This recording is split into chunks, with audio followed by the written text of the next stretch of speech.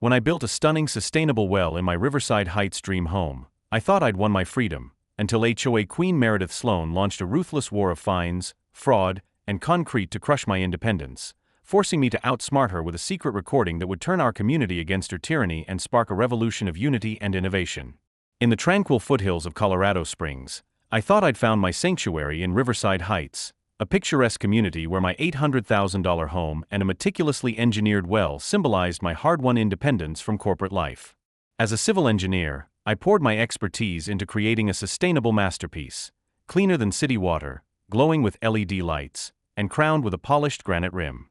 But when Meredith Sloan, the HOA's iron-fisted queen, saw my well as a challenge to her meticulously controlled domain, she unleashed a ruthless campaign of fines, fraud, and destruction to crush my spirit.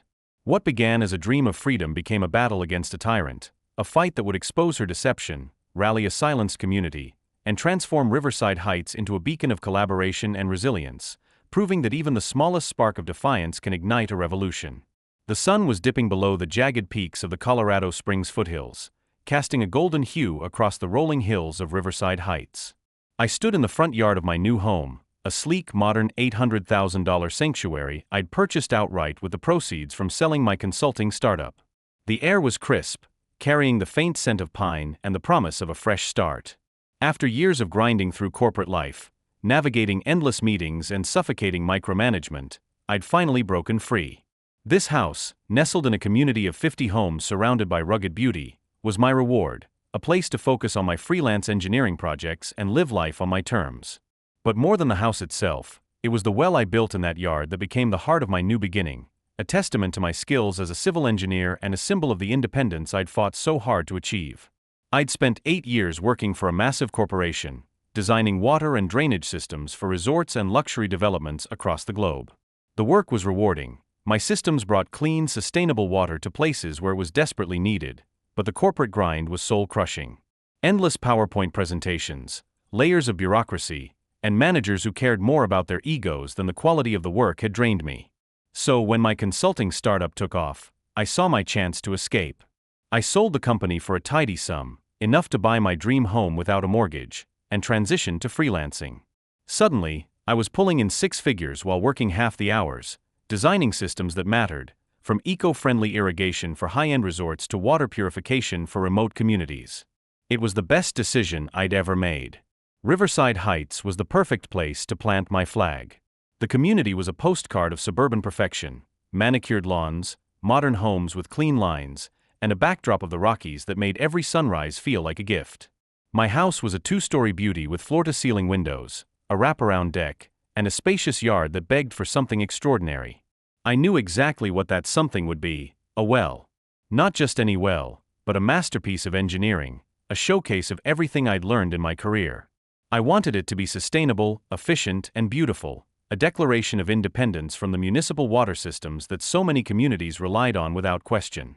The idea for the well came to me the moment I signed the closing papers. I'd spent years designing water systems for others, but I'd never built something entirely for myself. This would be my magnum opus, a project that combined my technical expertise with my passion for innovation. I spent weeks researching and planning, sketching designs late into the night, fueled by coffee and the thrill of creation. The well would be more than a functional water source. It would be a work of art, a testament to what was possible when you prioritized quality over convenience. I started with the basics, a 25-foot deep borehole, drilled with precision to tap into a pristine aquifer I'd identified through geological surveys. The well was lined with high-grade stainless steel to prevent corrosion, and I installed a 5-layer filtration system that could purify water to a standard 10 times cleaner than the city's supply. I integrated a solar-powered pump to minimize environmental impact, ensuring the system could run independently of the grid. The control panel was a marvel of automation, equipped with sensors that monitored pH, temperature, and purity in real time, sending data to an app I'd coded myself. I could check the water's quality from my phone, anywhere, anytime, with a level of precision that would make most municipal water departments jealous. But functionality was only half the story. I wanted the well to be beautiful, something that would elevate the aesthetic of my property while showcasing its purpose. I chose a granite rim for the wellhead, hand-selected from a local quarry for its rich, speckled texture that caught the sunlight in a way that felt almost alive. The rim was polished to a mirror finish, its edges carved with subtle geometric patterns that gave it a timeless elegance. At night, I installed a series of low-energy LED lights beneath the water surface, programmed to emit a soft blue glow that rippled like a liquid aurora. The effect was mesmerizing. By day, the granite gleamed like a jewel in the Colorado sun. By night, the well transformed into a glowing centerpiece, something you'd expect to see at a luxury resort, not a private residence. Building the well wasn't cheap or easy. The materials alone cost tens of thousands of dollars, and the labor, much of which I did myself, took weeks of meticulous work. I hired a small crew of trusted contractors for the drilling and heavy installation, but every other aspect, from the filtration system to the LED setup, was my own. I poured my heart into it, working late into the evenings, my hands calloused from handling tools and my mind racing with calculations. I'd stand by the well at the end of each day, covered in dirt and sweat, and feel a sense of pride I'd never known in my corporate days. This was mine, not just the well, but the freedom it represented. No utility bills, no reliance on city infrastructure, just clean, pure water drawn from the earth by my own design. The first time I drank from the well, I filled a glass and held it up to the light. The water was crystal clear, free of the faint chlorine taste that lingered in municipal supplies. I took a sip, and it was like tasting the essence of the Rockies, crisp, cold, and perfect. Standing there with the granite rim catching the last rays of sunlight and the LEDs beginning to glow in the twilight, I felt something I hadn't in years: peace.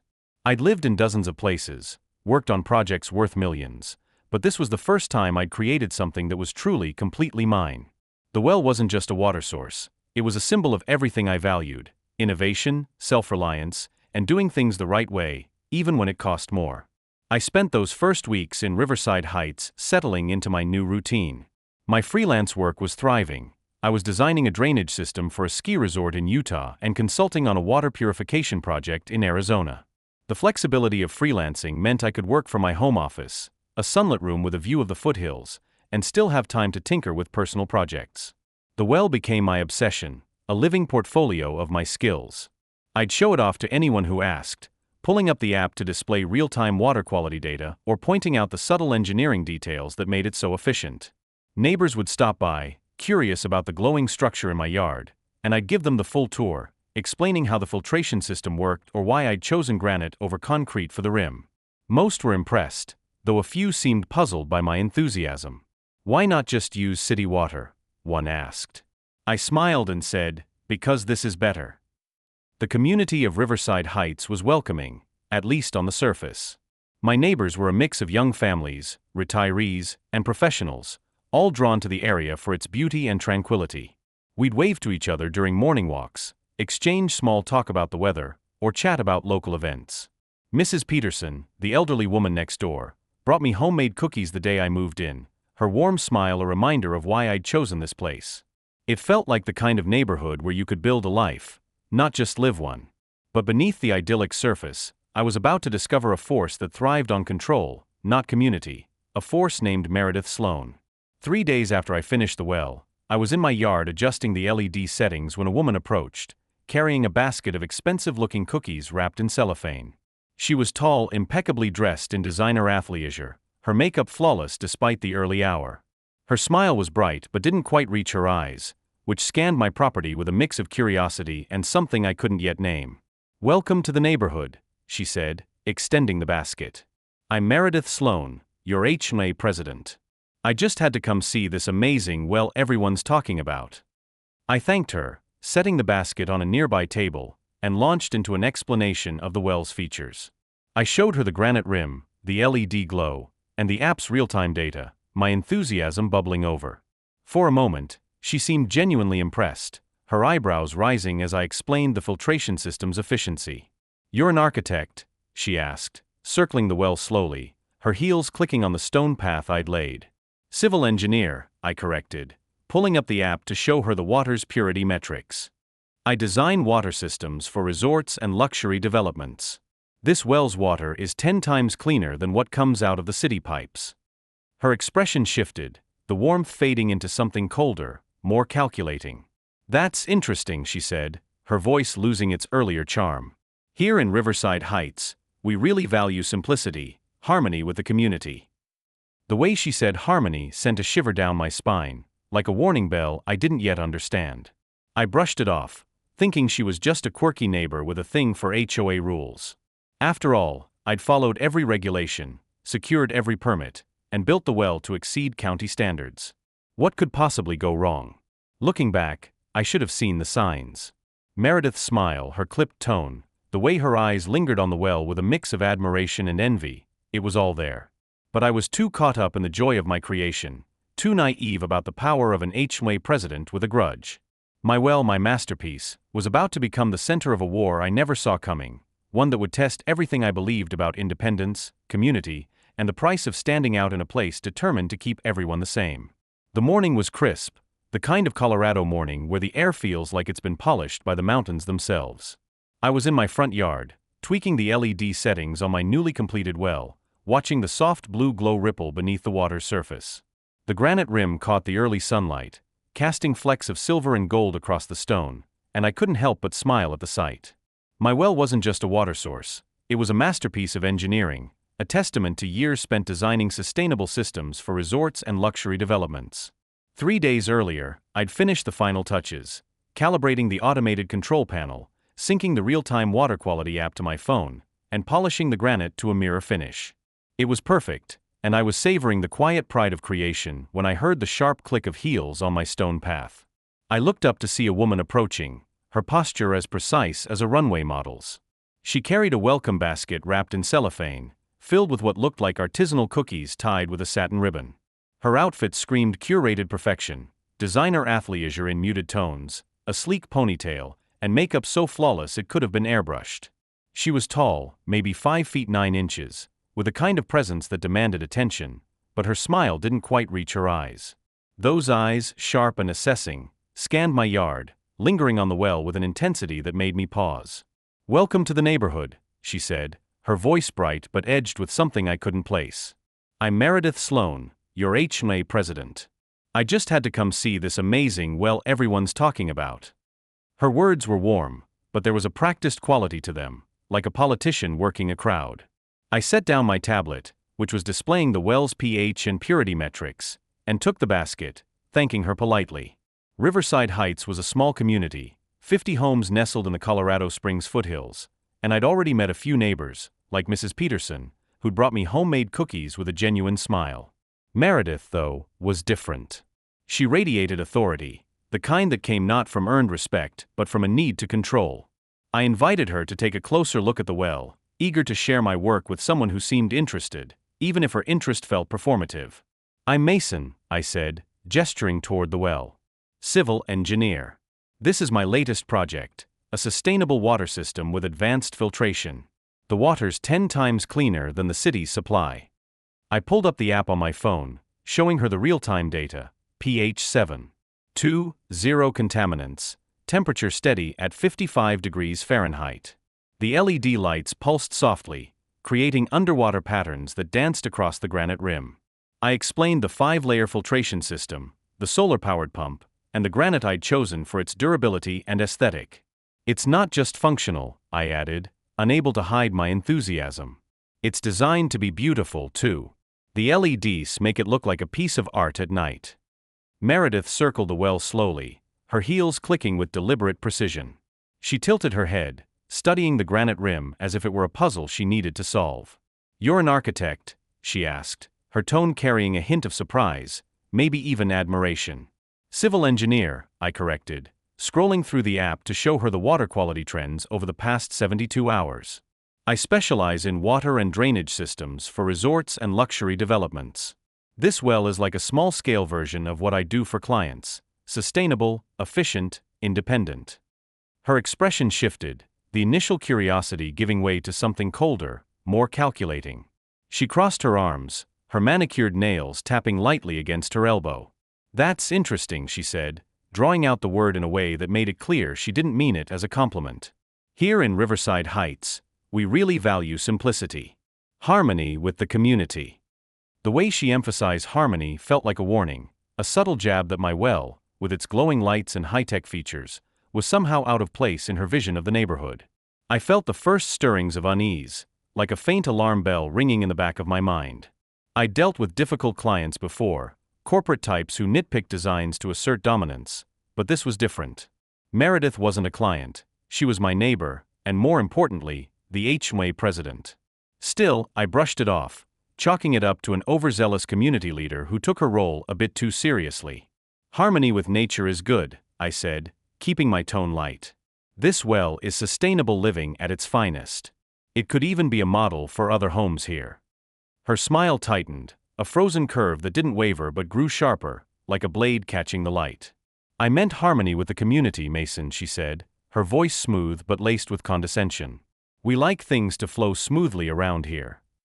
The word smoothly landed like a stone, heavy with implication. She glanced at the well again, her eyes narrowing slightly, and I realized she wasn't just assessing the well, she was assessing me. My independence, my pride in my work, the fact that I dared to create something that stood out in her carefully curated world. I tried to steer the conversation back to safer ground, showing her the app's interface and explaining how the well's automation reduced maintenance to almost zero. It's all controlled remotely, I said, tapping the screen to display the water flow rate. I can check the system from anywhere, and it alerts me if anything's off. It's cleaner than city water, and I've got the permits to prove it meets every county standard. Meredith nodded, but her attention was elsewhere, her gaze fixed on the well's glowing LEDs. Very impressive, she said, her tone flat, almost sarcastic. I'm sure all this technology makes you feel quite special. The word special dripped with disdain, and I felt my defenses rise. I wasn't trying to show off, I was sharing something I'd poured my heart into, something that could benefit the community if they embraced it. But Meredith wasn't interested in benefits. She was interested in control. It's not about feeling special, I said, a hint of edge creeping into my voice.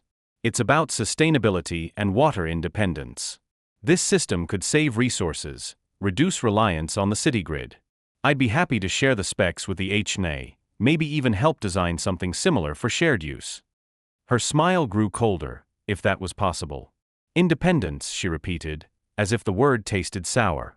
That's an interesting choice of words. Here in Riverside Heights, we believe in interdependence. Community standards. Working together toward common goals. The way she said independence made it sound like a crime, a rebellion against the orderly world she'd built. She gestured vaguely toward the rest of the neighborhood, where every house looked like a variation on the same theme: neat lawns, neutral exteriors, nothing too bold or unique. My well, with its glowing lights and polished granite, was a glaring exception. I wanted to argue, to point out that innovation didn't have to disrupt her precious harmony, but something in her expression stopped me. Her eyes, sharp and unyielding, were locked on mine, and I realized this wasn't a casual neighborly chat. This was a power play, a warning from someone who saw my well, and maybe me, as a threat to her authority. There's an HOA meeting next week, she said, turning to leave, her basket still sitting on my table like a prop she'd forgotten. You should definitely attend. Her tone made it clear this wasn't an invitation, it was a command. As she walked away, her heels clicking down the path, I watched her glance back at the well, her expression unreadable but intense. Her house, the grandest in Riverside Heights, loomed at the end of the street, a $2.5 million monument to her status, bought with a settlement from her high-profile divorce from a prominent Denver lawyer. I'd heard whispers about her from Mrs. Peterson, 42, recently single, a former trophy wife who'd once ruled Denver's charity gala circuit. The divorce had been messy, public, and humiliating, stripping her of the social throne she'd occupied for years. Riverside Heights, with its HOA presidency, was her new kingdom, a place to rebuild her sense of control. And my well, with its bold design and independent spirit, was an affront to that control. I stood by the well, the LEDs casting their soft glow across the yard, and felt a knot form in my stomach. I'd spent years navigating corporate politics, but this was different. Meredith Sloan wasn't just a bureaucrat with a clipboard, she was a woman who thrived on power, who needed to be the center of attention. My well, with its beauty and innovation, had caught her eye, not as a neighbor's project to admire, but as a challenge to her dominance. I didn't know it then, but that brief encounter was the opening salvo in a war I hadn't signed up for, one that would test my resolve, my ingenuity, and my belief in the principles I'd built my life around. I went back to my work, trying to shake off the unease. The well's control panel hummed quietly, the app showing perfect metrics. I told myself Meredith was just a quirky HOA president, maybe a bit overzealous but harmless. After all, I'd followed every rule, secured every permit, and built the well to exceed all standards. Surely, reason would prevail. But as I watched her pristine SUV pull out of her driveway, its chrome gleaming under the streetlights, I couldn't shake the feeling that I'd just met someone who saw my independence as a personal insult, and who had the power to make me pay for it. The community center in Riverside Heights was a bland beige box of a building, its walls lined with generic landscape prints and its air heavy with the scent of stale coffee. I arrived at the HOA meeting expecting the usual mundane discussions: landscaping budgets, mailbox maintenance, maybe a debate about holiday decoration rules. My well, a sustainable masterpiece of engineering with its glowing LED lights and polished granite rim, had been the talk of the neighborhood, and I was naive enough to think some neighbors might be curious or even supportive. I'd brought my phone, loaded with the app that monitored the well's water quality in real time, ready to answer questions or share my work. Instead, I walked into what felt like a carefully orchestrated ambush, with Meredith Sloan, the HOA president, at the center, wielding her authority like a weapon. The room was half full, about 20 homeowners scattered across folding chairs, their faces a mix of boredom and mild curiosity. Meredith stood at the front, a thick folder of papers in her hands, her posture as rigid as a general addressing troops. Her outfit was impeccable: tailored blazer, crisp white blouse, and a skirt that screamed boardroom power rather than suburban HOA. Her smile was sharp, almost predatory, and her eyes scanned the room before landing on me with a glint that made my stomach twist. I took a seat near the back, nodding to a few neighbors who offered tight smiles but quickly looked away. The air felt charged, like the moment before a storm breaks, and I realized too late that I was the target of whatever was coming. "Before we discuss our regular business," Meredith began, her voice smooth and commanding, "I'm pleased to present some important new community guidelines that were approved last week." The word "pleased" dripped with a satisfaction that set my nerves on edge. She opened her folder and began reading from a list of 15 new regulations, each one delivered with the precision of a prosecutor presenting evidence. The rules were absurdly specific: no exterior lighting visible from the street without prior approval, all landscaping must conform to approved plant species and placement guidelines, water features must adhere to community aesthetic standards. Each regulation felt like a direct attack on my well: the LEDs that glowed blue at night, the native plants I'd carefully chosen to frame the granite rim, the very existence of a private water system that didn't rely on the city's supply. The room was silent except for the rustle of her papers and the faint hum of the overhead lights. Meredith's smile grew sharper with each rule, her eyes flicking toward me as if daring me to react. I felt my face flush, a mix of anger and disbelief rising in my chest. I'd followed every existing HOA guideline when I built the well, secured county permits, and ensured it met the highest safety and environmental standards. These new rules weren't about community standards, they were about targeting me, dismantling everything I'd created. I glanced around, hoping for a flicker of support, but my neighbors avoided my gaze. An elderly man stared at his hands, a middle-aged woman turned her face away, and a young couple became engrossed in their phones. The silence was deafening, a collective refusal to challenge the woman who held their community in her grip. I stood up, trying to keep my voice steady. "Excuse me, but I need to object to these retroactive regulations," I said, my tone professional despite the heat in my chest. When I purchased my home and built my well, I followed all existing HOA guidelines and obtained proper permits from the county. Creating new rules specifically to target completed projects seems problematic. I held up my phone, ready to show the permits and water quality data, evidence of my compliance and the well's safety. But Meredith waved her hand dismissively, her smile unwavering.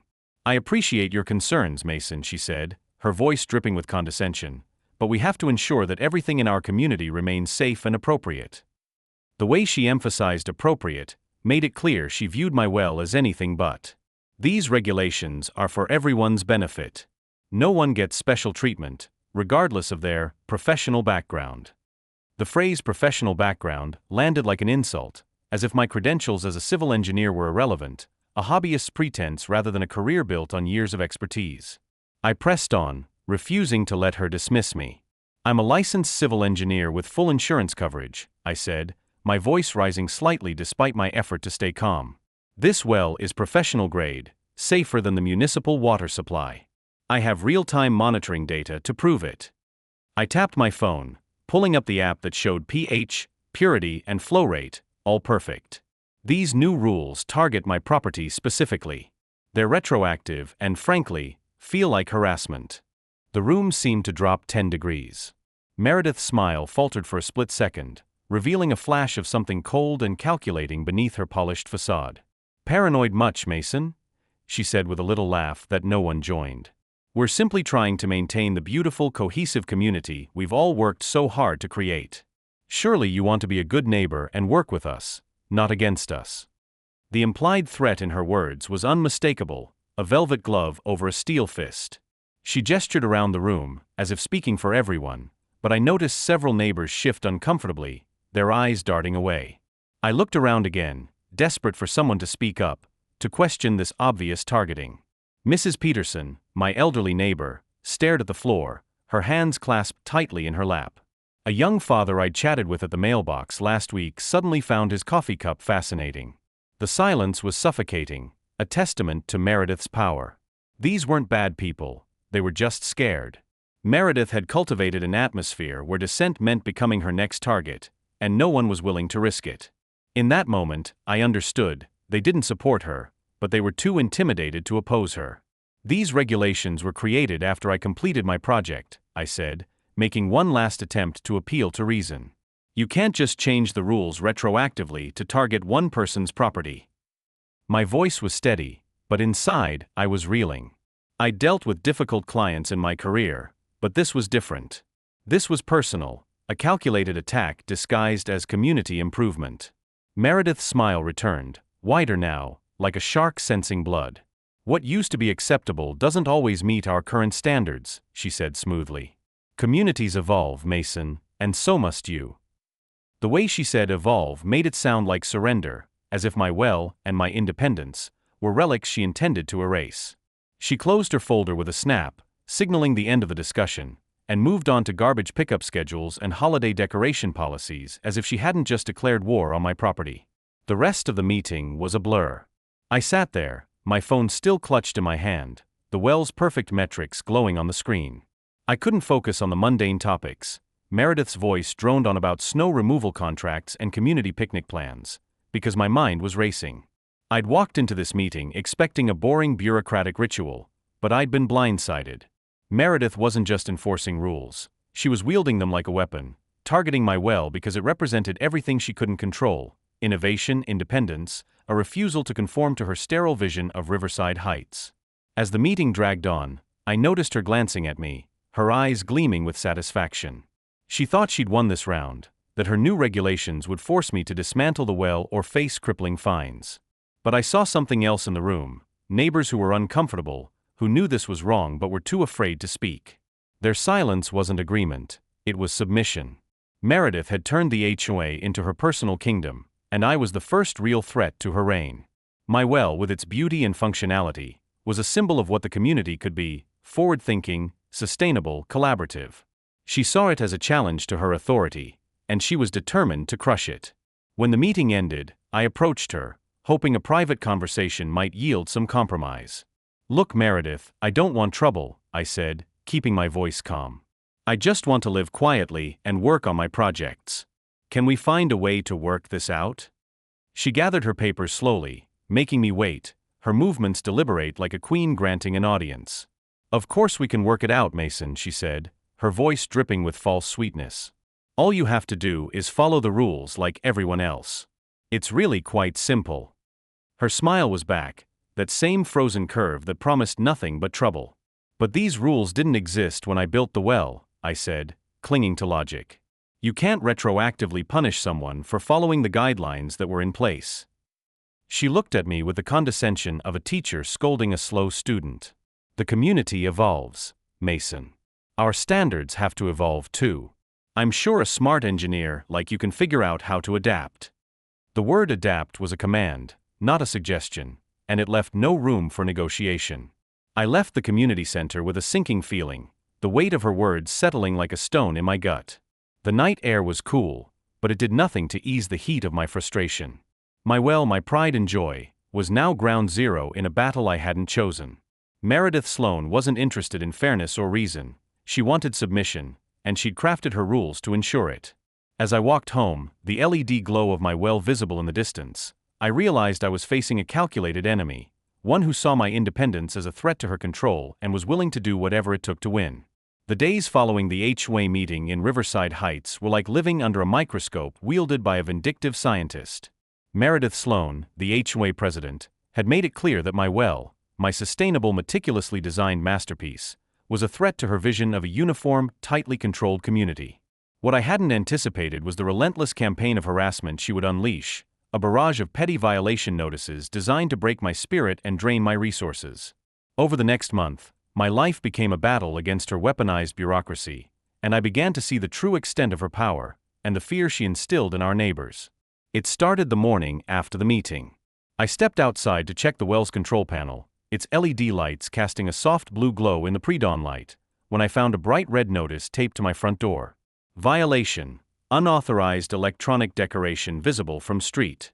Fine: $75 per day until corrected. The notice targeted the solar panel powering my well's pump, a discreet, environmentally friendly device tucked neatly against the granite rim. I stared at the paper, my pulse quickening. The solar panel wasn't a decoration, it was a functional component of a system that exceeded every county safety standard. But Meredith had found a way to twist it into a violation, using her new retroactive regulations as a cudgel.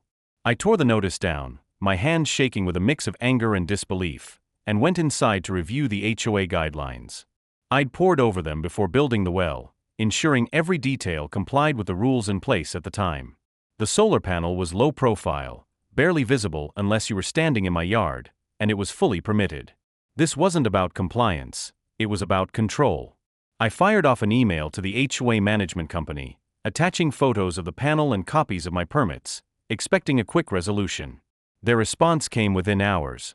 All enforcement decisions are at the discretion of the community president. Please address concerns directly to Ms. Sloan. That was the first sign that Meredith's authority was absolute. The management company, a faceless entity based in Denver, was either too lazy or too intimidated to challenge her. I called their office, hoping to speak with someone who might see reason, but the representative was curt. Ms. Sloan has full authority to interpret and enforce community standards, she said, her tone robotic. If you have an issue, you'll need to take it up at the next HOA meeting. The next meeting was 3 weeks away, and the $75 daily fine was already ticking like a time bomb. By the end of the first week, 3 more notices arrived. One fined me $50 for improper placement of outdoor textiles, because I'd hung a single towel to dry on my back porch. Another demanded $100 for non-compliant vegetation. My tomato plants, which I'd grown in a small raised garden bed, were apparently 6 inches too close to the fence line. The third cited unauthorized refuse storage for a trash bin that was half an inch outside the designated storage area. The fines were piling up, $225 in 1 week alone, and each notice was written in Meredith's precise, officious language, as if she'd spent hours crafting them to sound as legitimate as possible. What made it infuriating was the blatant double standard. My neighbor across the street, a friendly retiree named Tom, had Christmas lights strung across his porch year-round, a clear violation of at least 3 HOA rules about seasonal decorations. His house glowed like a festive beacon every night, yet no red notices adorned his door. Next to him, a young couple had a sprawling vegetable garden that extended right up to their property line, far exceeding my modest tomato patch, but they received no fines. I began to notice a pattern. Meredith's wrath was reserved for me alone. Her inspections were thorough, her measurements exact, and her enforcement selective. I started documenting everything, photographing my property with timestamps, noting the dates and details of each notice, and taking pictures of neighbors' violations that went unpunished. I kept a meticulous log, knowing I'd need evidence if this escalated to a legal battle. My wells monitoring app showed perfect water quality, and I printed out the data, along with my permits and certifications, building a case file that grew thicker by the day. I tried to rally support from my neighbors, hoping someone would speak up about the unfairness. I knocked on Mrs. Peterson's door, the elderly neighbor who'd welcomed me with cookies when I moved in. She listened sympathetically as I explained the situation, her eyes wide with concern, but when I asked if she'd speak at the next HOA meeting, she hesitated. "Meredith, she's not someone you cross, dear," she said softly, her hands twisting a dish towel. "She's got a way of making things difficult." Other neighbors gave similar responses, polite, apologetic, but unwilling to risk becoming her next target. Their fear was palpable, a testament to Meredith's ability to wield her authority like a weapon. Desperate for a way out, I consulted a local attorney who specialized in HOA disputes. His office was a small cluttered space in downtown Colorado Springs, filled with files and the faint smell of old coffee. I laid out my case, showing him the notices, my permits, and the photos of neighbors' unpunished violations. He listened intently, nodding as I described Meredith's targeted campaign. "You've got a strong case for harassment," he said, flipping through my documents. "Retroactive rules and selective enforcement are shaky ground for an HOA." I felt a flicker of hope, until he got a phone call the next day. He didn't say who it was, only that he'd had a conversation with someone who understands the local landscape very well. His tone was apologetic but firm. He couldn't take my case. "It's too complicated," he said, avoiding my eyes. "You might want to consider complying with the new regulations." The rejection hit like a punch. Meredith's influence extended beyond Riverside Heights. As the ex-wife of a prominent Denver lawyer, she had connections in the legal and business communities, strings she could pull to protect her little empire. I realized I was up against more than just an overzealous HOA president. She was a master manipulator, using her network to intimidate anyone who might challenge her. The attorney's refusal wasn't just a setback, it was a warning that Meredith's reach was long and her methods ruthless. Each morning brought a new notice, a fresh wound in her campaign to break me.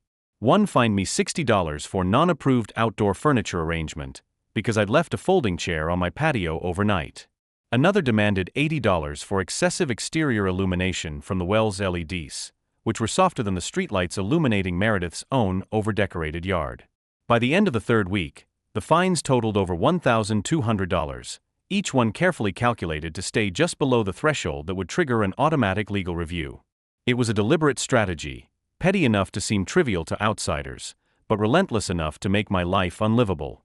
I paid the fines to avoid liens on my property, but each payment felt like a surrender, a chip away at the independence I'd fought so hard to achieve. I spent evenings in my home office, the glow of my well visible through the window, reviewing my case file. I photographed my towel, hung precisely within guidelines, and measured my tomato plants to prove they were compliant. I cataloged Tom's Christmas lights, the couple's oversized garden, and even Meredith's own landscaping, which featured unapproved exotic plants that violated her own rules. The hypocrisy was staggering, but documenting it gave me a sense of purpose, a way to fight back against the feeling of helplessness. I called the county health department to confirm my well's compliance, and they sent an inspector who verified its safety, providing me with a glowing report I added to my file. But Meredith's notices kept coming, each one a reminder that she wasn't interested in facts, she was interested in winning. I tried to stay calm, to approach the situation like an engineer solving a problem.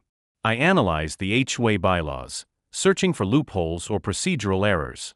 I found that retroactive rules required a 2/3 majority vote and proper notification, neither of which had been fully documented at the meeting. It was a potential weak point, but without legal support or neighbor testimony, it was a long shot. I considered attending the next HOA meeting to present my evidence, but the memory of the last meeting, the silence, the averted eyes, made me doubt anyone would back me up. Meredith had created a culture of fear, and I was its primary target. One evening, as I sat on my porch watching the well's LEDs ripple, I realized this wasn't just about my well. It was about Meredith's need to control, to erase anything that challenged her vision of Riverside Heights as a sterile, predictable paradise. My well, with its beauty and independence, was a symbol of everything she feared: individuality, innovation, a refusal to conform. She wasn't just fining me, she was trying to make me so miserable that I'd sell my house and leave, restoring her perfect order. But I wasn't going anywhere. I'd built this well with my own hands, poured my heart into it, and I wasn't about to let her win. As the fines piled up and her influence tightened its grip, I knew I had to find a way to fight back, not just for myself, but for the principle of standing up to a bully who thought she was untouchable. The sun had just dipped below the Colorado Springs foothills, painting the sky in hues of amber and violet, when I noticed Mrs. Peterson, my elderly neighbor, shuffling toward my mailbox.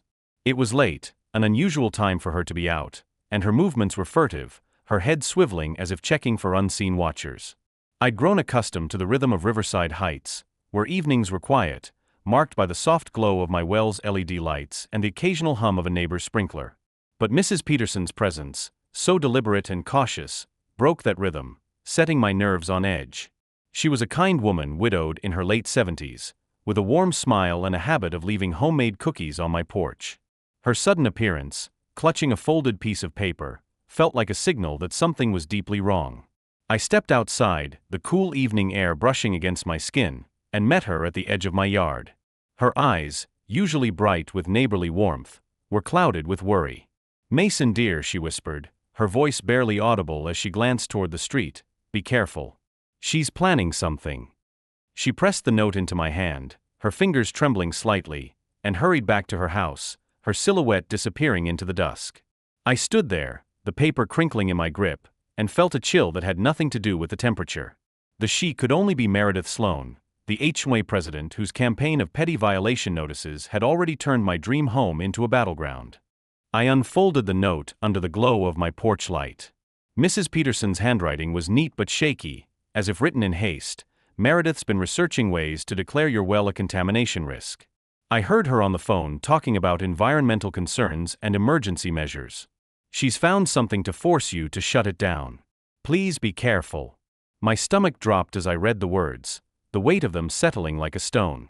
My well, my engineering masterpiece with its advanced filtration system, solar-powered pump, and granite rim, wasn't just a target for Meredith's fines. It was now at the center of a calculated plot to destroy it entirely. I went inside, the note clutched in my hand, and sat at my kitchen table, staring at the well through the window. Its LEDs cast a soft blue glow, a beacon of the independence I'd fought for when I left corporate life to freelance as a civil engineer.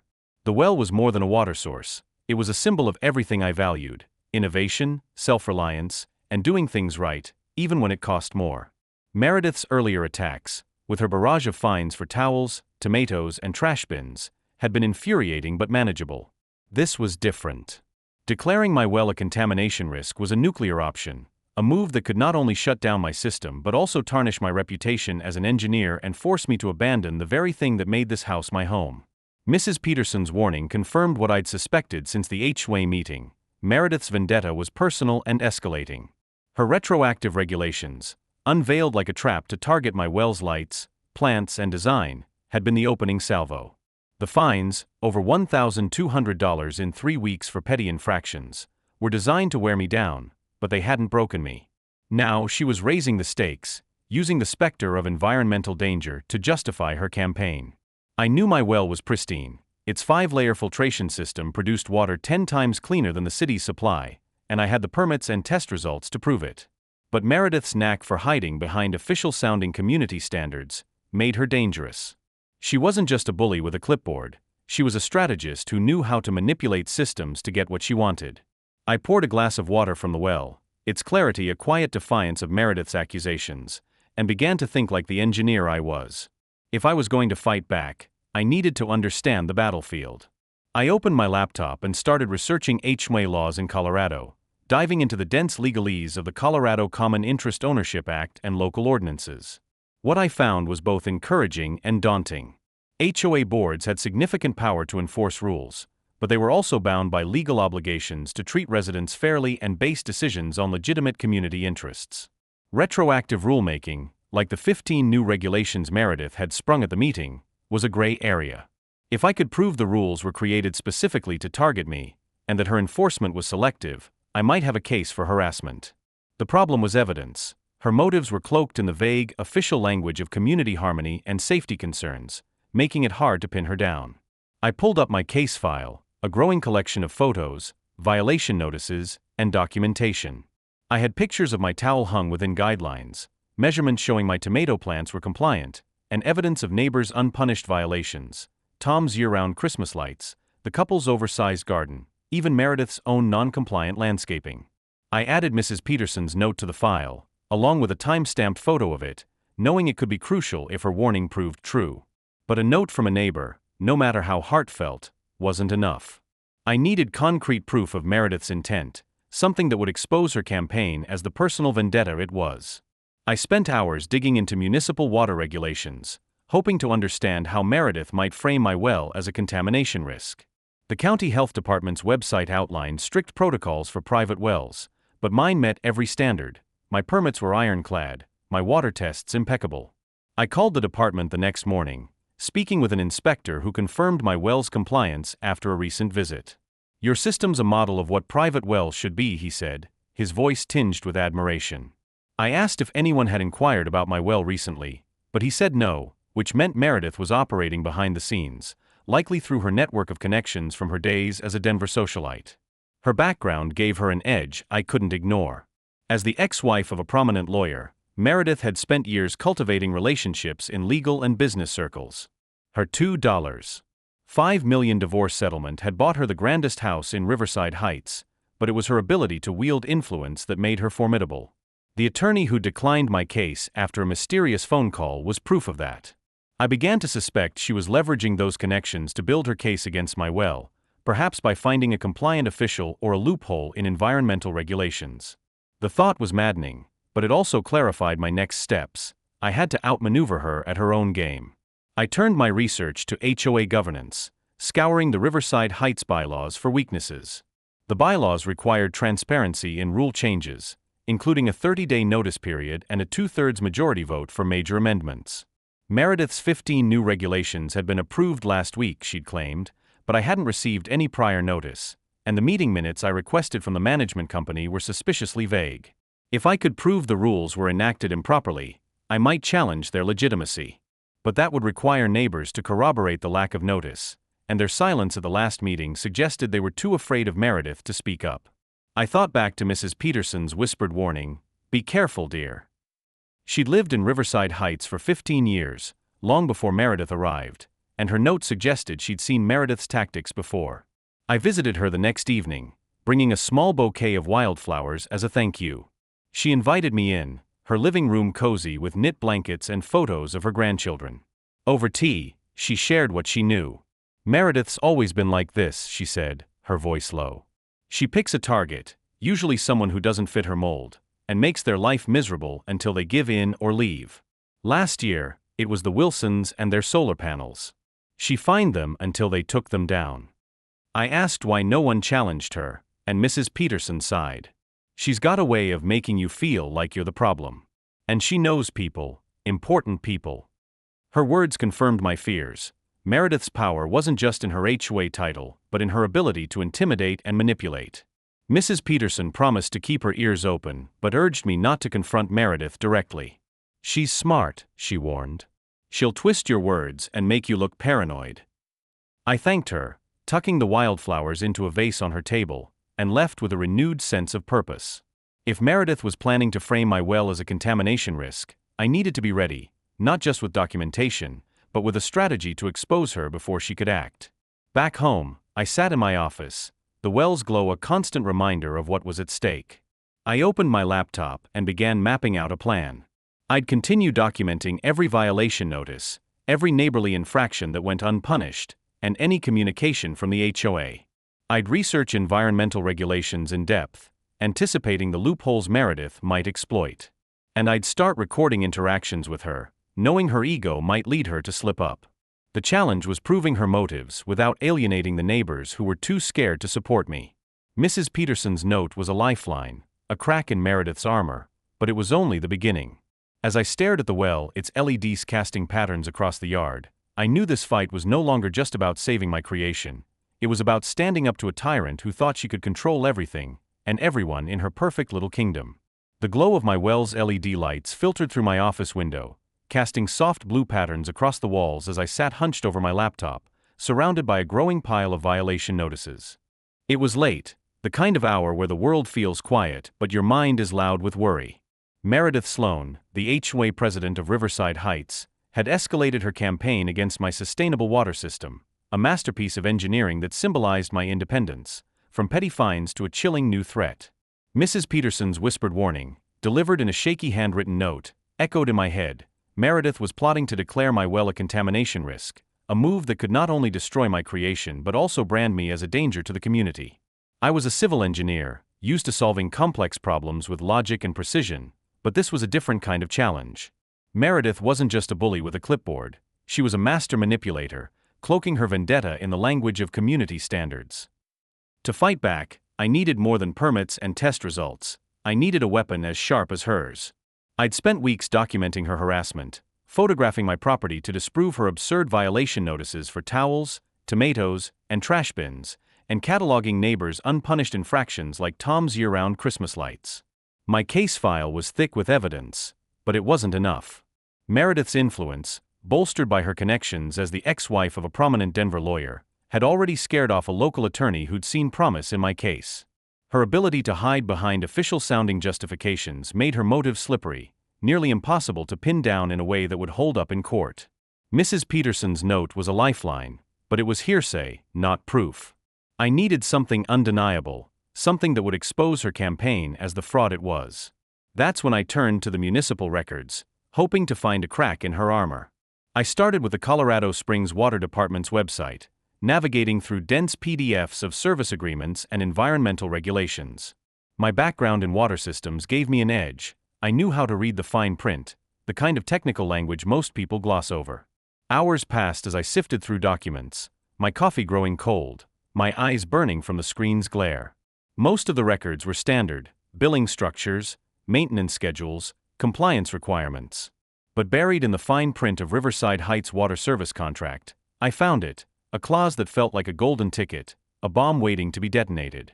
The clause was tucked into a section on service suspension and termination, written in the dry, legalistic prose of municipal contracts: service agreements subject to review and potential suspension in cases of verified environmental violations or community noncompliance with municipal standards, including but not limited to the submission of fraudulent environmental reports.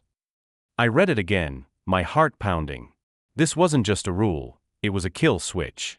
If Meredith was planning to falsely declare my well a contamination risk, as Mrs. Peterson's note suggested, she was committing fraud. And fraud, under this clause, could trigger a suspension of city water service to the entire community.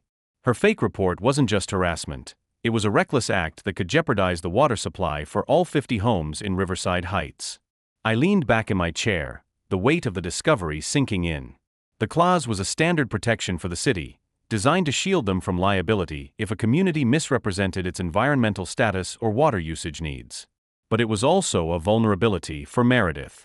If I could prove she'd filed a false contamination report, the consequences would be swift and severe, not just for her, but for the entire neighborhood she claimed to protect. The irony was delicious. Meredith had weaponized environmental concerns to target me, but her own tactics could be turned against her. The challenge was proving her fraud. I needed her to admit, on record, that she'd fabricated the contamination claim. Without that, it was my word against hers, and her connections gave her the upper hand in any he-said-she-said battle. I closed the laptop and stood by the well, its granite rim gleaming under the moonlight. The LEDs pulsed softly, the water's purity a quiet rebuke to Meredith's accusations. My mind raced, piecing together a plan. Confronting her directly was too risky. She was too smart to admit anything without a carefully set trap. I needed to make her feel safe, confident, even triumphant, so she'd let her guard down and reveal her scheme. Recording her was the only way, but it had to be done without her suspecting. Colorado was a one-party consent state for recordings, so I was legally covered, but the logistics were daunting. She was meticulous, always presenting herself as the perfect neighbor, and she'd never confess in a public setting like an HOA meeting. I needed a private moment, one where her ego would override her caution. I spent the next day researching recording equipment, determined to capture her words with clarity and redundancy. I ordered a small high-definition camera disguised as a decorative planter, perfect for my patio, and a backup audio recorder that could be hidden inside my outdoor speaker system. The equipment arrived within 48 hours, and I set to work installing it. The camera blended seamlessly with the native Colorado plants around my well, its lens angled to capture the patio table where I planned to hold our conversation. The audio recorder, tucked inside the speaker, was sensitive enough to pick up every word, even if she spoke softly. I tested both devices, recording myself walking through the yard, checking the footage for clarity and audio for quality. Everything worked perfectly, but I still felt a knot of anxiety. This wasn't just about technology, it was about outsmarting someone who thrived on control. I crafted a strategy to lure Meredith into confessing. She was vain, relishing her victories, as I'd seen in her smug smile at the HOA meeting when she unveiled her retroactive regulations. If I could appeal to that vanity, make her think she'd won, she might brag about her tactics. I drafted a text message, keeping it neutral but conciliatory. Meredith, I'd like to discuss a peaceful resolution to our issues. I'm open to compromises and want to move forward as good neighbors. Can we meet at my place tomorrow afternoon? I read it over, ensuring it sounded earnest without groveling. She'd see it as a surrender, a chance to gloat, and I was counting on that. Her response came within minutes, dripping with faux warmth. Of course, Mason.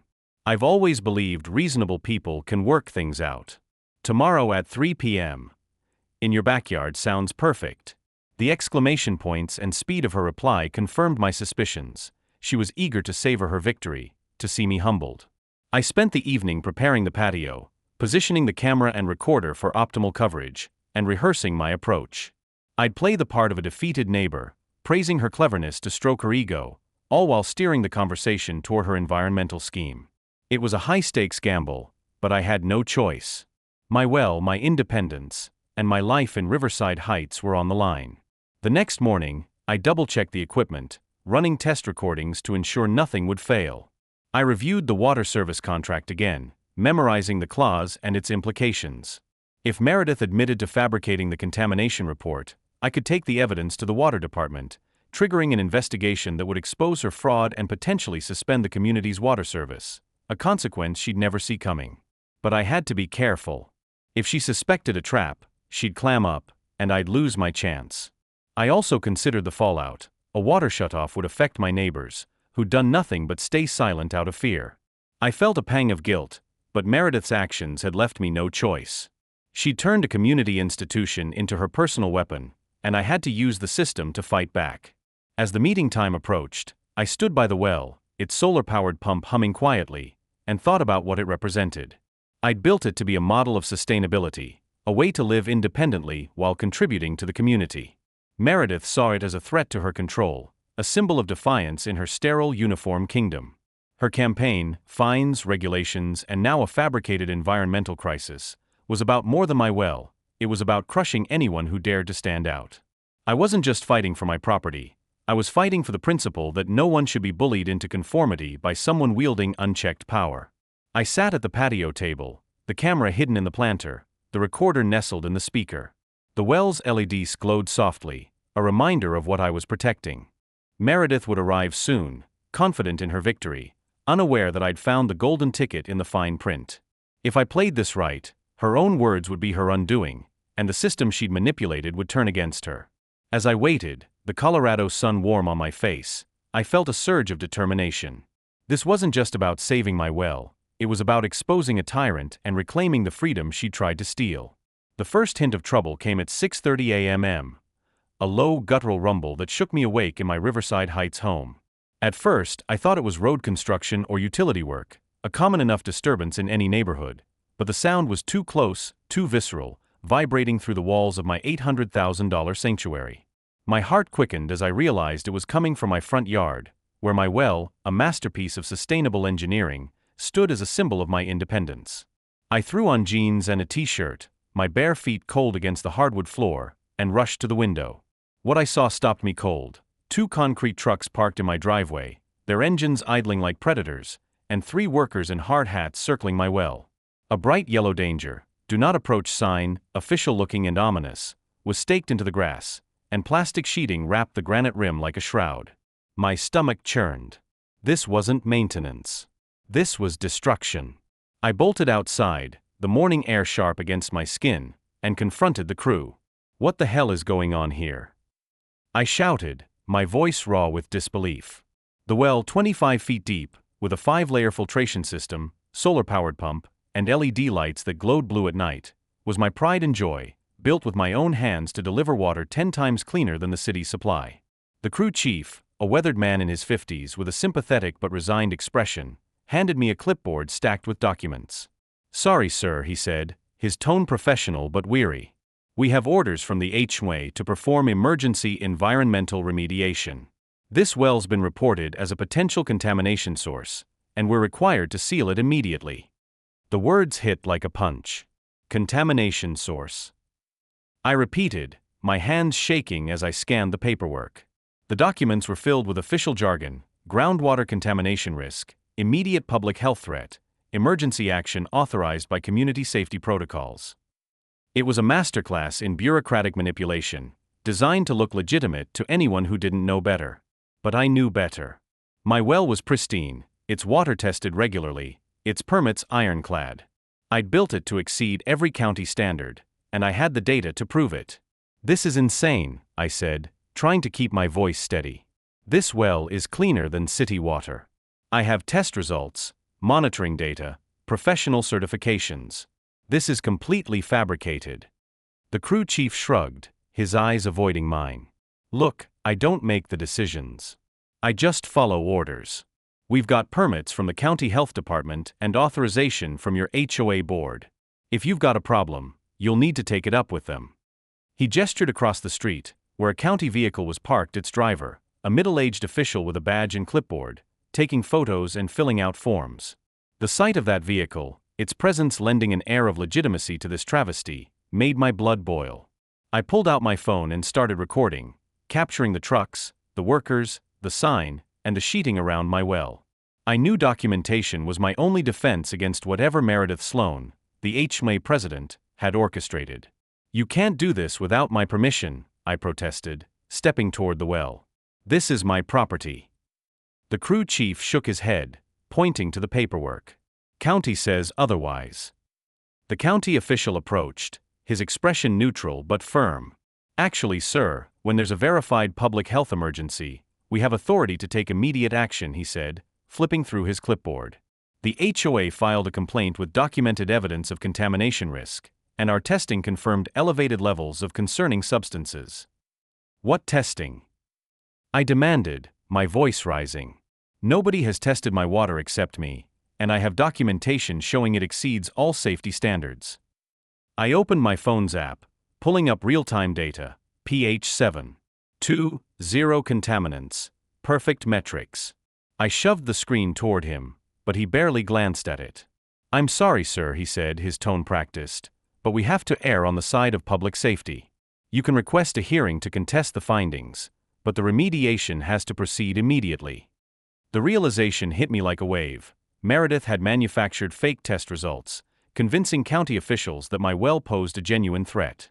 It was a brilliant, ruthless move, leveraging her connections and the weight of official channels to justify vandalism. I kept recording, my phone steady despite the tremor in my hands, capturing the workers as they extended the concrete pump's hose over the well's opening. The machinery roared to life, a mechanical beast ready to devour my creation. I argued with the official, citing my permits, my credentials as a civil engineer, the county's own inspection reports confirming the well's safety. But he stuck to his script, unmoved, and the crew chief signaled his team to begin. The first pour of concrete was a gut-wrenching sound, a thick, wet slosh that echoed in my chest. I watched helpless, as the gray slurry filled the well, obliterating 25 feet of carefully engineered depth. The granite rim, polished to a mirror finish, disappeared under the onslaught, the LED lights snuffed out as the concrete buried them. My masterpiece, built to symbolize my break from corporate drudgery and my commitment to sustainability, was being reduced to a lifeless plug in less than 2 hours. I kept recording, my lens capturing every moment, the workers' efficient movements, the officials' detached documentation, the concrete's relentless advance. It was all I could do to keep from screaming. And then, as the last of the concrete was pumped, Meredith appeared. She strode across my lawn, her flowing sundress and perfect makeup a stark contrast to the construction chaos. Her smile was the same one she'd worn when she first saw the well, bright, calculated, and devoid of warmth. "Oh, Mason, I'm so sorry about all this," she said, her voice dripping with fake sympathy. "I know how proud you were of your little project, but sometimes we have to make sacrifices for the greater good." She gestured toward the concrete-filled well, now an ugly scar in my yard. "I hope you understand we couldn't risk contaminating the groundwater for the entire neighborhood. I'm sure you'll appreciate having clean, safe city water like the rest of us." Her words were a performance, delivered for the benefit of the county official and the crew, who were packing up their equipment. But I saw the gloat in her eyes, the satisfaction of a predator who'd cornered her prey. "You fabricated this entire emergency," I said, my voice shaking with rage but low enough to avoid escalating the scene. "You know as well as I do that my well was perfectly safe. This is harassment, pure and simple." I kept my phone recording, angled to catch her reaction, hoping she'd slip and reveal something incriminating. Meredith's mask slipped for a moment, a flash of cold calculation breaking through her neighborly facade. "That's a very serious accusation, Mason," she said, her tone sharp, her smile tightening. "I hope you're not suggesting that county health officials would participate in some kind of conspiracy. That sounds almost paranoid." She lingered on the word paranoid, echoing her jab from the HOA meeting, as if diagnosing me with a mental defect. "What I'm suggesting," I replied, my voice steady despite the anger boiling inside, "is that you've made the biggest mistake of your life." She laughed, a sound like ice cracking, and leaned closer, lowering her voice so only I could hear. "Mistake? I think I've solved a problem that was making everyone in the neighborhood uncomfortable. Now you can join the rest of civilized society and use municipal water like a normal person." The condescension in her words was a blade, meant to cut deep, but it only fueled my resolve. I kept recording, capturing every syllable, every smug tilt of her head. She turned and walked away, her heels sinking slightly into the grass, leaving me standing in a yard that looked like a construction zone, the concrete plug a monument to her ruthlessness. The crew packed up, the county official drove off, and I was left alone with the wreckage. I walked to the well, now just a slab of hardening concrete, and ran my hand over the edge where the granite rim had been. 2 hours, that's all it took to destroy weeks of work, years of expertise, and a dream I'd poured my heart into. But I had the footage, every moment of the assault preserved, including Meredith's gloating performance. It wasn't enough to undo the damage, but it was a start. I went inside, uploaded the video to a secure cloud drive, and sat at my desk, replaying her words, "Join the rest of civilized society." She thought she'd won, that she'd broken me. But she'd underestimated an engineer who understood systems, not just water systems, but the bureaucratic ones she relied on. I opened my laptop and pulled up the Riverside Heights water service contract, the golden ticket I'd found in the fine print. False environmental claims could trigger a suspension of city water service. Meredith's fake contamination report wasn't just an attack on me, it was fraud, a violation that could bring consequences she hadn't anticipated. My recording was a piece of the puzzle, but I needed more. I needed her to admit, on record, that she'd orchestrated this lie. As I watched the footage again, her smug smile frozen on the screen, I knew the fight wasn't over. The concrete might have filled my well, but it hadn't buried my resolve. Meredith Sloan had started this war, but I was about to turn her own weapons against her. The concrete plug where my well once stood was a gray scar in my front yard, a brutal reminder of Meredith Sloan's ruthlessness. Just days earlier, I'd watched helplessly as her fabricated contamination risk led to 2 concrete trucks pouring their load into my engineering masterpiece, obliterating weeks of work in under 2 hours. Her gloating words, "Now you can join the rest of civilized society," still echoed in my mind, fueling a fire that burned hotter with every violation notice she'd slapped on my door. As the HOA president of Riverside Heights, Meredith had wielded her authority like a scepter, using fake environmental concerns to destroy my sustainable well and assert her control over our Colorado Springs community. But I'd found a chink in her armor, a clause in the municipal water service contract that could suspend the entire neighborhood's water supply if fraudulent environmental claims were proven. To use it, I needed undeniable evidence of her scheme, and that meant getting her to confess, on record, without suspecting she was being trapped. I was a civil engineer, trained to solve problems with precision and foresight, and I approached this challenge like any complex system. Meredith was cunning, cloaking her vendetta in the language of community standards, but she was also vain, reveling in her victories as I'd seen at the HOA meeting and during the concrete assault. Her ego was her weakness, and I intended to exploit it. The plan was simple but delicate: invite her to a peace negotiation where I'd play the defeated neighbor, stroke her pride, and coax her into bragging about her tactics. The catch was recording her confession without raising her suspicions, a high-stakes operation that required flawless execution. I started by setting the stage. My backyard patio, with its view of the now-ruined well, was the perfect setting, private, relaxed, and disarming. I ordered a discreet high-definition camera disguised as a decorative planter, its lens hidden among the native Colorado plants I'd placed around the well. For redundancy, I bought a sensitive audio recorder, small enough to tuck inside my outdoor speaker system, capable of capturing every word even if she whispered. The equipment arrived within 48 hours, and I spent an evening installing it with the precision of an engineer rigging a bridge. I positioned the camera to capture the patio table from a low angle, ensuring Meredith's face would be clear in the footage. The recorder nestled snugly in the speaker, its microphone tested to pick up voices across the yard. I ran multiple tests, walking through the patio, speaking at different volumes, and reviewing the recordings for clarity. The video was crisp, the audio pristine, everything was ready. Next, I crafted the bait. Meredith needed to believe I was ready to surrender, that her campaign of fines and destruction had broken me. I drafted a text message, choosing my words carefully to sound conciliatory without groveling. Meredith, I'm ready to discuss reasonable compromises and move forward as good neighbors. Can we meet at my place tomorrow afternoon, say 3 p.m.? In the backyard? I read it over, ensuring it struck the right tone, earnest, slightly humbled, but not desperate. Her response came in minutes, dripping with her signature faux warmth. Of course, Mason. I've always believed reasonable people can work things out. 3 p.m. Tomorrow sounds perfect. The speed and enthusiasm of her reply, complete with exclamation points, told me she was eager to bask in her triumph, to see me bow to her authority. The night before the meeting, I couldn't sleep. I sat in my home office, the glow of the concrete plug visible through the window, and reviewed my strategy. I'd start by praising her tactics, appealing to her vanity to lower her guard. I'd ask open-ended questions about her environmental scheme, giving her room to boast. The key was to keep her talking, to let her ego override her caution. I rehearsed my lines, practicing a tone of reluctant admiration, and double-checked the equipment, running another test to confirm both devices were operational. I uploaded a backup of my existing footage, the concrete assault, Meredith's gloating, to a secure cloud drive, ensuring nothing could be lost.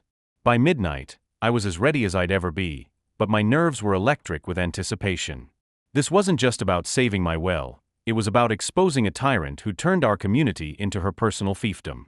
The next afternoon, the Colorado sun was warm, casting long shadows across the patio as I set out a pitcher of iced tea and 2 glasses, a gesture of civility to set the mood.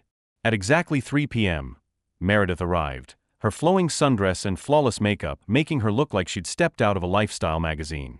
She carried a bottle of expensive wine, a prop to reinforce her image as the gracious neighbor.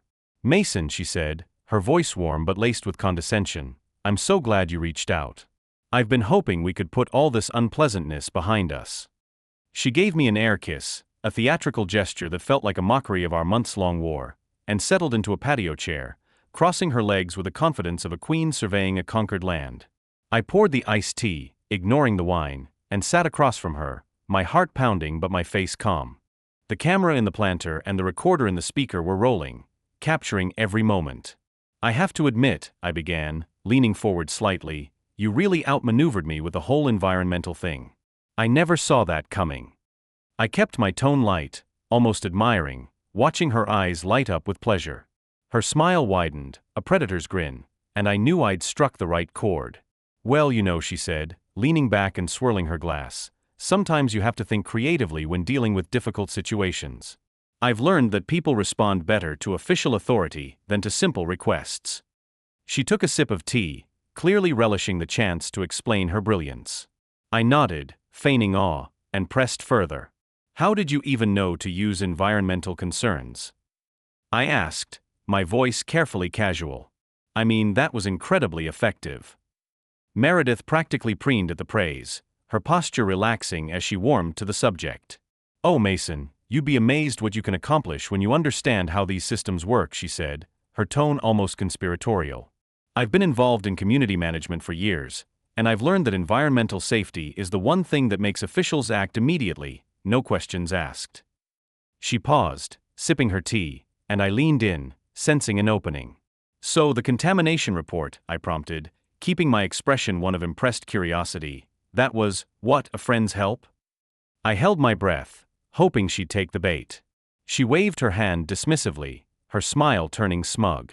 $500 to someone who knows how to make things sound official and scary, she said, her voice light as if discussing a clever business deal.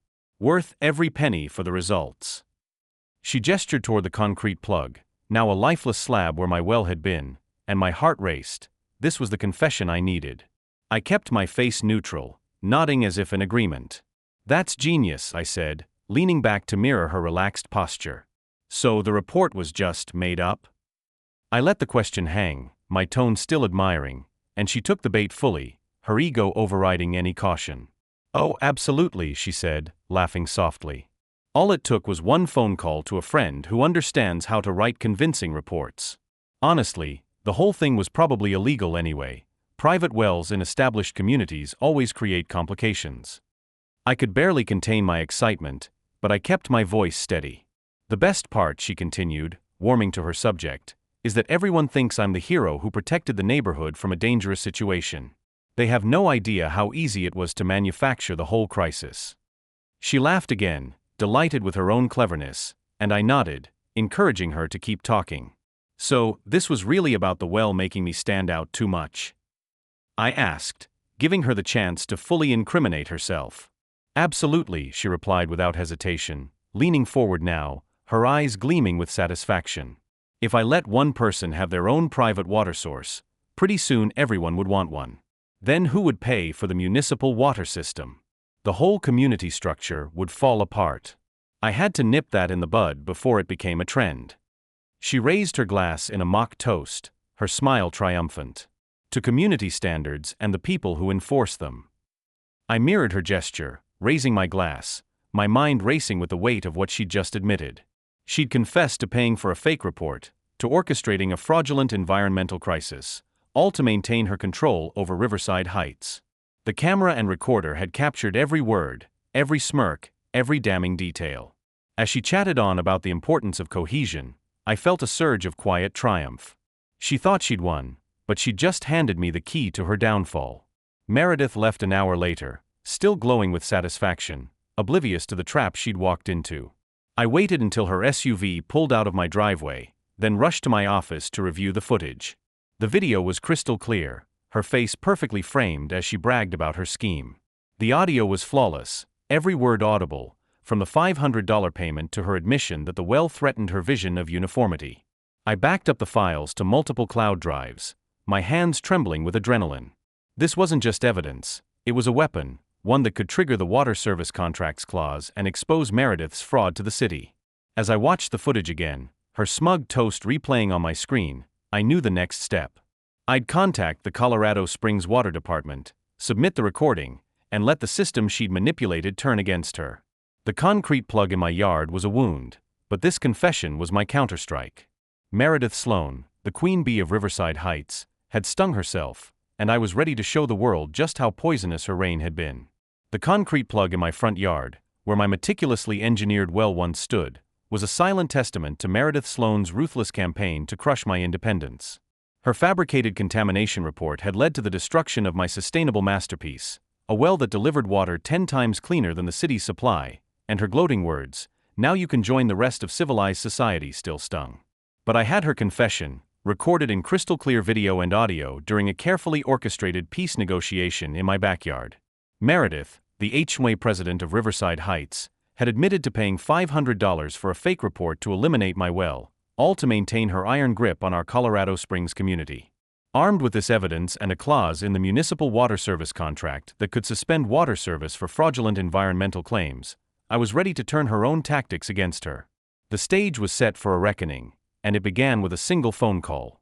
I contacted the Colorado Springs Water Department the evening after Meredith's confession, my heart pounding as I dialed the number.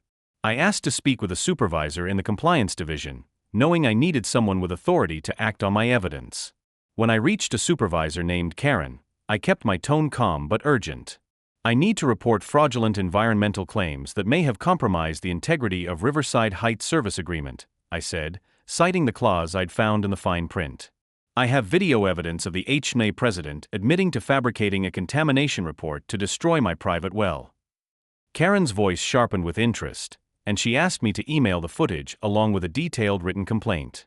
I spent hours drafting the document, outlining Meredith's months-long harassment campaign, petty violation notices for towels, tomatoes, and trash bins, totaling over $1,200 in fines, and attaching the video, photos of the concrete assault, and my well's impeccable test results.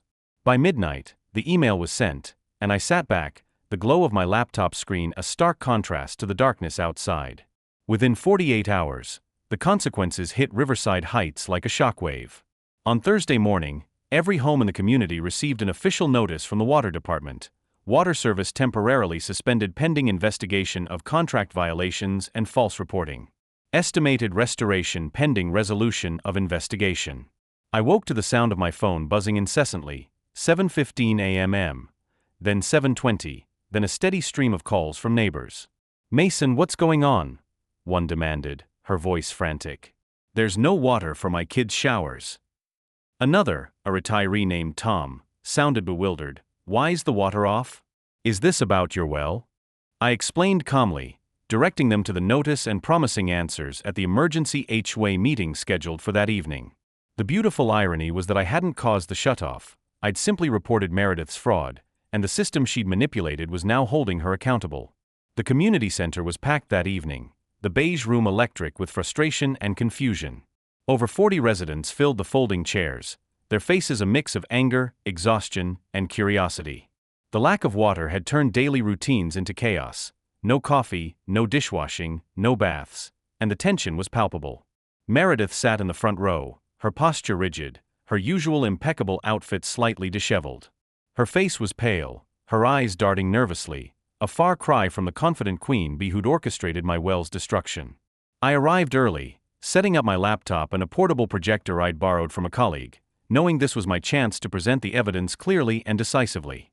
The crowd murmured as I connected the cables, their whispers growing louder when they saw the screen flicker to life. Meredith stood to open the meeting, her voice strained but still clinging to authority. "Ladies and gentlemen," she began, smoothing her blazer, "we're dealing with an unfortunate situation that appears to be a misunderstanding with the city water department. I'm confident we can resolve this quickly once we clarify a few administrative details." Her attempt to frame the crisis as a bureaucratic mix-up was desperate, and the crowd wasn't buying it. Neighbors shifted in their seats, some muttering, others glaring openly. They'd spent a day without water, and her polished demeanor wasn't enough to quell their frustration. I stood, my laptop ready, and walked to the front of the room, feeling dozens of eyes follow me. "Actually, there's no misunderstanding," I said, my voice steady despite the adrenaline coursing through me. "The water was shut off because the city discovered that false environmental reports were filed against my property, which constitutes fraud and violates the community's service contract." A murmur rippled through the crowd, and I clicked the projector to life, the screen displaying the title card I'd prepared, Evidence of Fraudulent Actions by HOA President Meredith Sloan. "What I'm about to show you," I continued, "is video footage of our HOA president admitting she paid $500 for a fabricated contamination report to destroy my well and manipulate county officials." The room fell silent, the air thick with anticipation. I pressed play, and Meredith's voice filled the space, clear and damning. $500 to someone who knows how to make things sound official and scary. Worth every penny for the results. The footage showed her on my patio, sipping iced tea, her smug smile unmistakable as she bragged about manufacturing the crisis.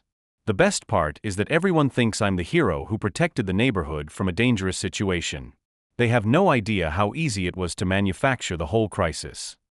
She laughed, gesturing toward the concrete plug, and the crowd gasped. If I let one person have their own private water source, pretty soon everyone would want one. I had to nip that in the bud before it became a trend. You could have heard a pin drop as the video ended. Then the room erupted. "You lied to us," shouted a mother from the back, her voice shaking with anger. "My kids couldn't take baths last night because of your fake emergency." Tom, the retiree with the Christmas lights, stood up, his face red. "You dragged us all into this mess for your own vendetta?" Mrs. Peterson, my elderly neighbor who'd warned me about Meredith's plan, rose slowly, her voice trembling but firm.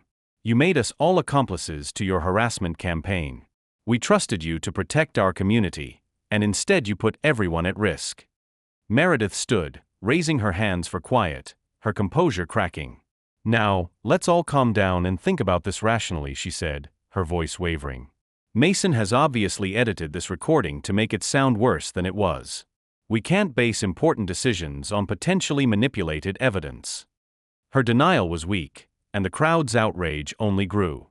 I played the video again, this time showing the unedited footage with timestamps and metadata clearly visible, proving its authenticity. The room's mood shifted from shock to fury, neighbors turning to each other, their whispers a rising tide of indignation. "I move that we vote immediately to remove Meredith Sloan as HOA president," called out a young father, his voice cutting through the noise.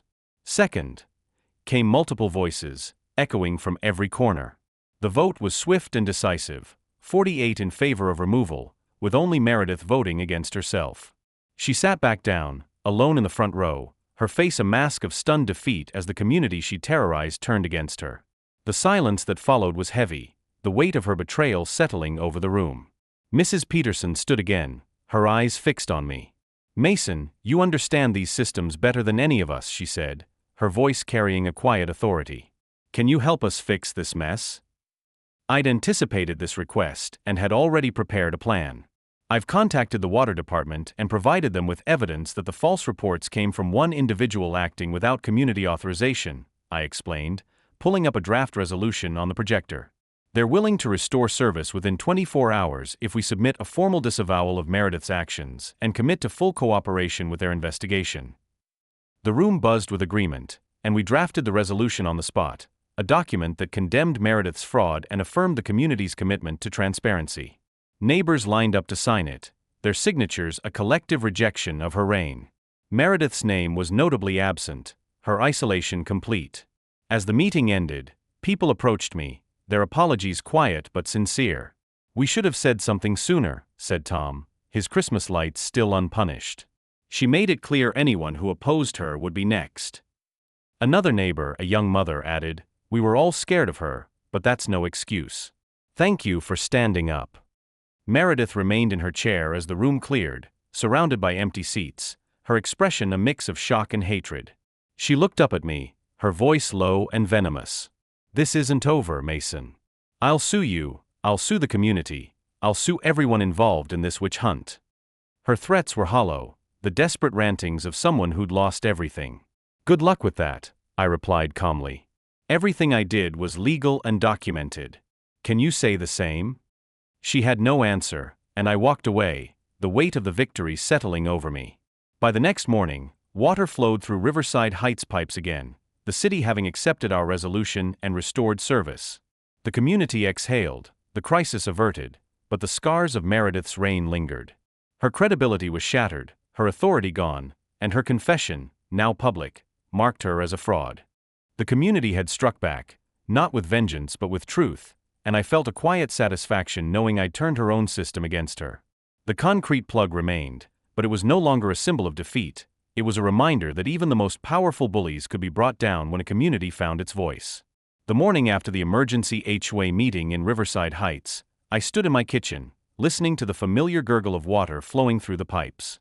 The Colorado Springs Water Department had restored service within 24 hours, as promised, after our community formally disavowed Meredith Sloan's fraudulent actions.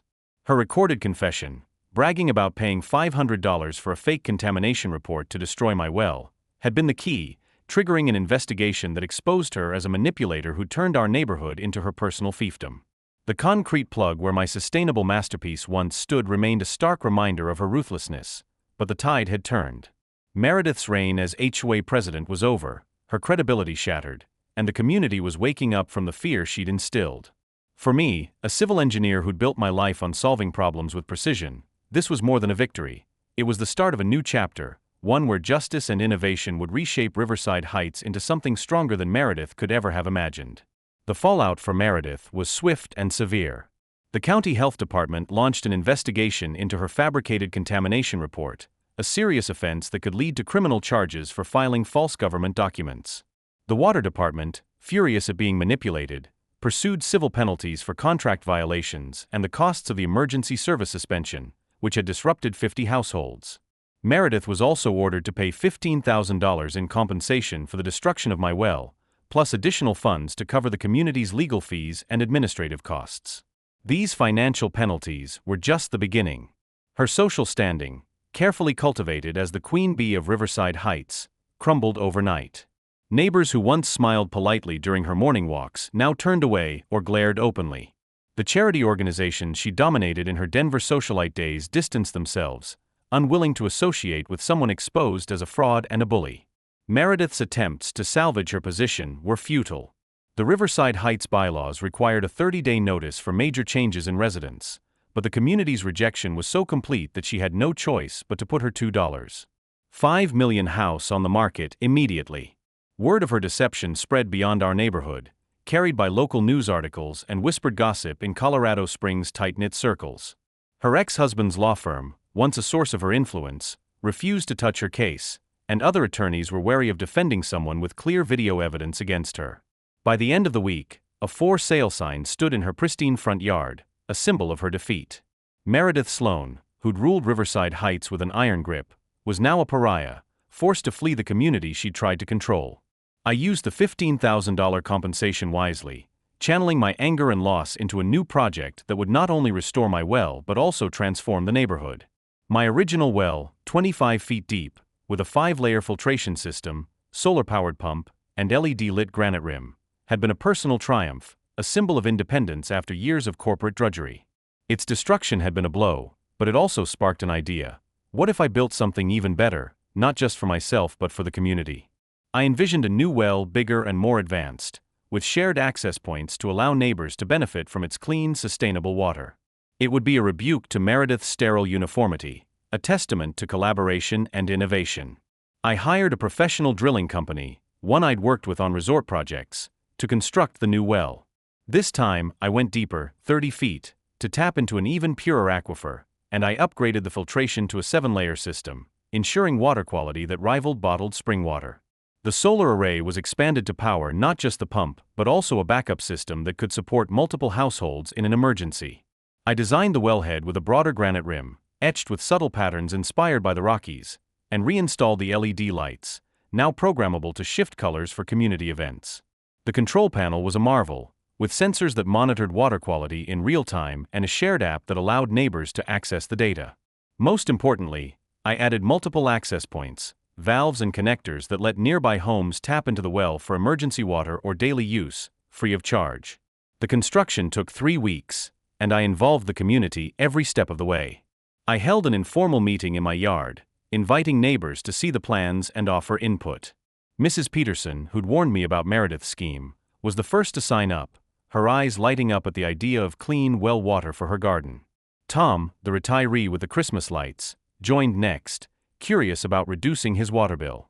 A young couple down the street, who'd stayed silent during Meredith's reign out of fear, asked to connect their home, citing their newborn's need for the purest water possible.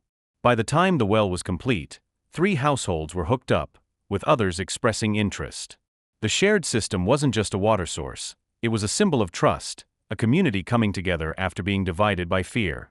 I landscaped the well area with native Colorado plants, yarrow, columbine, and sage, creating a small gathering space with benches and a stone path. Children played around it, their laughter mingling with the hum of the solar-powered pump. The LEDs glowed softly at night, casting a warm, inviting light that drew neighbors to linger, share stories, or plan community projects. What had started as Meredith's attempt to enforce conformity had backfired spectacularly, creating a collaborative, sustainable hub that was the exact opposite of her vision. Riverside Heights was no longer a collection of sterile, identical homes. It was a neighborhood alive with possibility, where people felt free to innovate without fear of punishment. The investigation into Meredith's actions uncovered a broader pattern of abuse. Other residents came forward with stories of selective enforcement and intimidation. The Wilsons, a family who'd removed their solar panels under Meredith's pressure, shared how she'd fined them for aesthetic violations until they complied. Another neighbor revealed she'd been threatened with fines for hosting a book club that Meredith deemed disruptive. The county attorney's office took note, building a case that could lead to charges of fraud, harassment, and abuse of authority. Meredith's attempts to hire legal representation faltered. Her ex-husband's firm wanted nothing to do with her, and the clear video evidence, her smug confession played on a loop at the HOA meeting, made her case nearly indefensible. 6 months later, I received an email that brought a smile to my face. The subject line read, "Information regarding applicant Meredith Sloan." It came from the HOA management company of a Denver community where Meredith had applied for a board position, hoping to start fresh. Attached was the video from our meeting, along with news articles about the investigation and a brief note, "Thought you should know what kind of person is applying for our board." Her application had been rejected outright, without even an interview. The irony was poetic. Meredith's attempt to destroy my independence had not only failed but had followed her, a shadow she couldn't escape. The new well became a catalyst for change in Riverside Heights. Inspired by its shared access model, neighbors began exploring other sustainable projects. Tom installed solar panels, this time without fear of fines. The young couple started a community garden, using well water to irrigate native vegetables. Mrs. Peterson proposed a greenhouse project, and we formed a committee to plan it, meeting around the well under the glow of its LEDs. Property values in Riverside Heights rose, not because of uniformity but because of the community's reputation for innovation and resilience. Buyers were drawn to a neighborhood that stood up to bullies and embraced forward-thinking ideas, a stark contrast to the sterile conformity Meredith had enforced. On a warm summer evening, I sat by the well with Mrs. Peterson and a few neighbors, watching children play as the sun dipped below the Rockies. The LEDs shifted from blue to soft gold, a setting I'd programmed for community gatherings. We sipped well water, its crisp taste a reminder of what we'd fought for, and discussed plans for the greenhouse. "You know," Mrs. Peterson said, her voice soft but firm, "Meredith thought she was protecting property values by keeping everything the same. But this community is worth more now than it ever was under her." She was right. The well, the shared systems, the collaborative spirit, it had transformed Riverside Heights into a place where people wanted to live, not just exist. As the stars emerged in the clear Colorado sky, I pulled out my phone and took a photo of the well, its light reflecting off the granite rim, surrounded by laughing children and content neighbors. Meredith's attacks had forced me to engage more deeply with my community, to think creatively, and to stand firm in my principles. In trying to tear me down, she'd inadvertently helped me build something better, a neighborhood that valued innovation over conformity, collaboration over control. I looked up at the sky and whispered, "Thanks for the lesson, Meredith." Sometimes, the best way to defeat a bully is to show them what freedom really looks like, and in Riverside Heights, we were doing just that. As the sun sets over Riverside Heights, casting a golden glow on the new shared well that now stands as the heart of our community, I reflect on the battle that brought us here, a fight against Meredith Sloan's tyranny that tested my resolve but united our neighborhood. Her reign of fear, built on petty fines and a fraudulent scheme to destroy my original well, crumbled under the weight of truth and a community's courage, sparked by a single recorded confession. With Meredith gone, her reputation in ruins, I used the $15,000 compensation to create a sustainable legacy, a well that serves not just me but my neighbors, proving that standing up to bullies can forge something stronger than they ever imagined. Riverside Heights is no longer a place of conformity but a beacon of collaboration and innovation, where the ripple of our victory shines as brightly as the LEDs that light our new beginning.